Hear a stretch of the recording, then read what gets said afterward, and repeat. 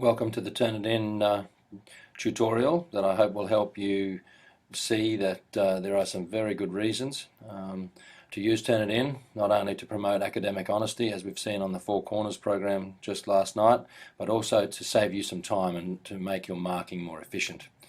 It's very easy for students to get sucked into the idea that copying and pasting is easy and it can save them some stress. So we need to just encourage them to do the right thing. It'll save you time.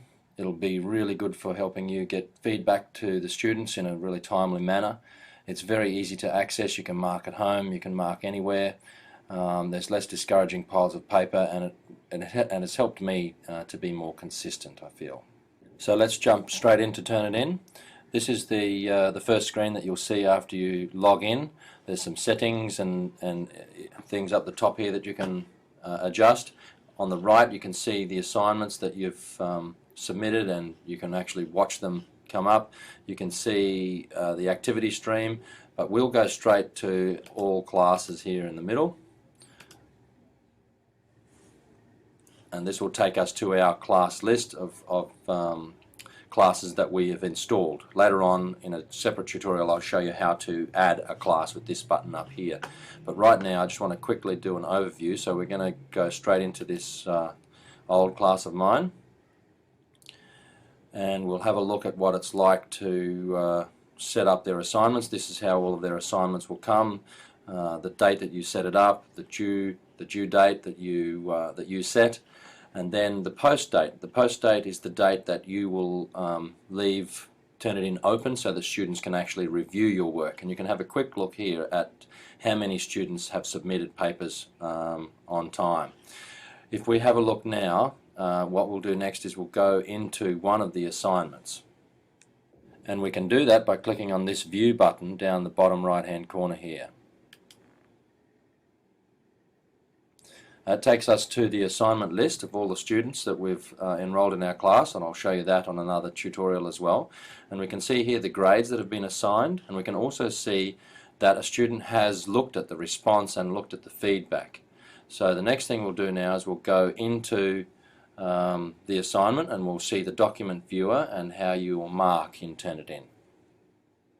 Once you've clicked on the individual student's assignment, it'll take you to the document viewer, and it's within the document viewer here that you actually do the marks. You can quickly click on the originality for this work, and it will go away onto the internet, and it will find all of the websites that the student has accessed. It will highlight them in a different color, and you'll be able to see that color on your marking screen. If you want to do some marks, you click on this grade mark tab on the top left here, and then it'll take you here to what we call the quick marks section, which is down the bottom. And this shows the power of Turnitin. So let's say we want to make a comment on the student here.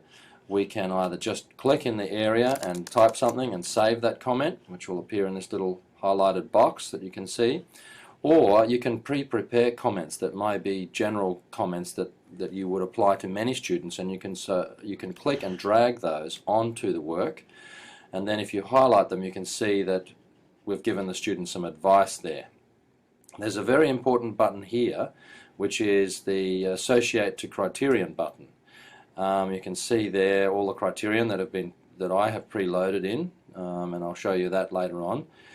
But this tool is associated with the next button down the right hand side here, which is the actual marking and the view edit the rubric for this. So if we click on this button, we will now see the rubric that I've installed inside Turnitin.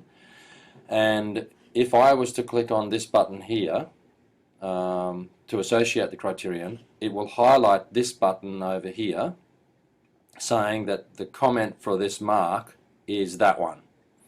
And so that's a nice handy link for students to see. But on the right hand side here, you can see that by setting up this rubric, if I click on the 0, it highlights that, and if I click apply to rubric to percentage to grade, it will actually now change my score up here.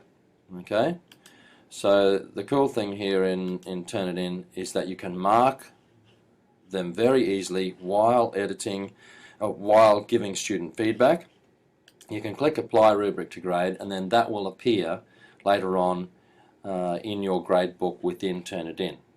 So here we are back in the main screen of Turnitin now, back in that classes overall list, and we can see that grade of 23 that we assigned to Roxy is now sitting here in our grade column. We can see that her similarity ranking was 12%, so she's done most of the work herself, and we can easily transfer these grades now into an Excel spreadsheet and to the grade mark book. I hope this small introduction to Turnitin has been helpful, and we'll make some more to show you how to add a class and how to set up a rubric next. Thank you.